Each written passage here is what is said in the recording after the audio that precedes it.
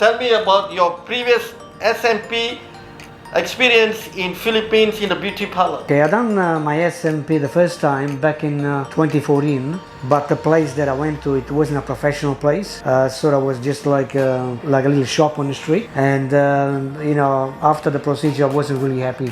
And what was the reason doing SMP again with us in Glojas? I've been in Malaysia for 2 months. I started to do some research, and after look up Glojas, I found that there was the best place that was around. So I made an appointment, and I had one session, and you could see the first session was already the improvement.